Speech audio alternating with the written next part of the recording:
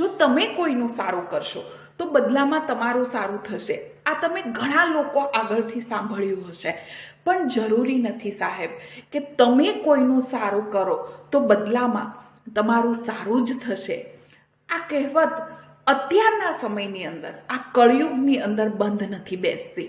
ઘણીવાર પોસિબિલિટી એ પણ છે કે તમે કોઈનું સારું કરવા જાઓ તો એ વ્યક્તિ ઉલટું તમને જ ફસાવી દે.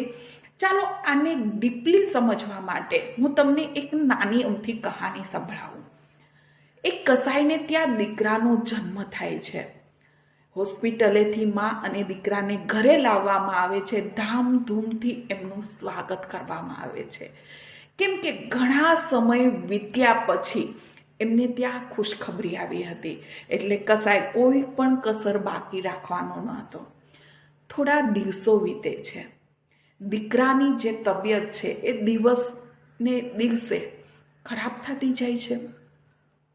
મોટા મોટા ડૉક્ટરોને બતાવવામાં આવે છે, છતાં પણ ખ્યાલ નથી આવતો કે આખરે દીકરો શા માટે થઈને બીમાર થઈ રહ્યો છે. માં પણ હેલ્ધી ખાવાનું ખાતી હતી અને એ જ પોતાનું જ દૂધ એ દીકરાને પીવડાવતી હતી, છતાં પણ દીકરો કેમ બીમાર પડી રહ્યો છે એ કસાઈને કે ડૉક્ટરને પણ ખ્યાલ નહોતો આવતો. એમના ત્યાં એક સંબંધી આવે છે, એ એક વૈદ્યનું સરનામું આપે છે અને કહે છે કે તમે એકવાર ત્યાં બતાવો, કદાચ ત્યાંથી તમને કોઈ ઉપાય મળી જાય. વૈદ પાસે જાય છે. વૈદ કહે છે કે દીકરાને કશો જ વાંધો નથી, પણ જો એ માતાનું દૂધ પીશે તો એ દીકરો બીમાર પડી જશે અને શક્યતા છે કે એ જીવિત પણ ના રહે. હવે મૂંઝાઈ ગયો કે હવે કરવું શું? ત્યારે વૈદ કહે છે કે એમને ગાયનું દૂધ પીવડાવો. ગાયના દૂધથી એ હેલ્ધી પણ બનશે અને જીવિત પણ રહી શકશે. કસાઈ ઘરે ગાય લઈ આવે છે અને ગાયનું દૂધ પાવાનું ચાલુ કરે છે. સમય વીતતો જાય છે, દીકરો મોટો થઈ જાય છે અને કસાઈની જગ્યાએ પોતે ધંધો સંભાળવા લાગે છે. હવે એ કસાઈને જોઈને જ મોટો થયો હોય છે. જે ગુણ કસાઈમાં હતા એ જ ગુણ એમના દીકરામાં આવવાના. એક સમય એવો આવે છે કે દીકરાને એવું લાગે છે કે હવે આ મારે ગાયની જરૂર નથી, એટલે એ ગાયને મારી નાખે છે, એનું માંસ એ વેચી કાઢે છે. મોરલ ઓફ ધ સ્ટોરી કે એકવાર પણ એ કસાઈના દીકરાએ ના વિચાર્યું કે આ ગાયના કારણે થઈને જ હું અત્યારે જીવિત છું, તો હું આ ગાયનું ઋણ ગમે તેટલું ચૂકવું તો પણ ઓછું છે. મારી માના દૂધની જગ્યાએ મેં આ ગાયનું દૂધ પીધું છે. એકવાર પણ એનામાં એ વિચાર ના આવ્યો. એટલે જરૂરી નથી કે તમે સારા છો તો સામેવાળું પાત્ર સારું જ હશે. તમે સારું કરશો તો સામેવાળું પાત્ર બદલામાં તમારી સાથે સારું જ કરશે. એ અત્યારના સમયની અંદર જરૂરી નથી.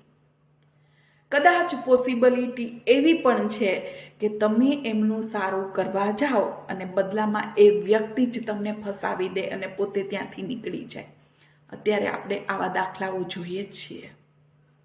એટલે સારું હોવું સારું છે, પણ પોતાનું નુકસાન કરીને, પોતાને જોખમમાં નાખીને વધારે પડતું સારું હોવું એ તમારા માટે જ ખરાબ બની જશે.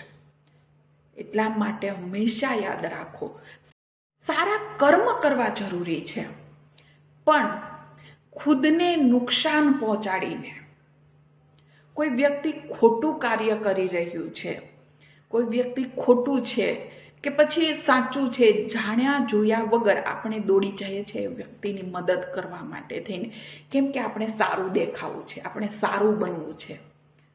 અને શક્યતા એ છે, જે મેં પહેલાં કહ્યું, કે એ વ્યક્તિ જ્યારે તમને ફસાવી દેશે ત્યારે તમે તો ભોગવશો જ, પણ પાછળ ઊભેલો તમારો પરિવાર પણ ભોગવશે.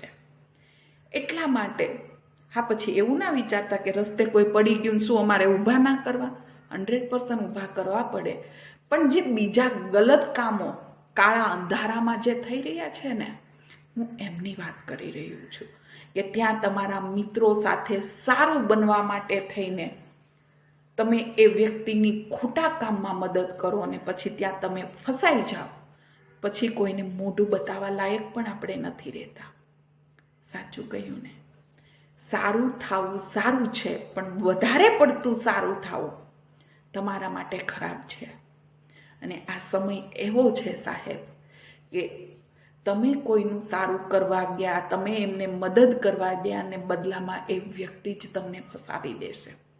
કેમ કે આ કળયુગ છે, સતયુગ નથી. સાચું કહ્યું ને? જય શ્રી કૃષ્ણ.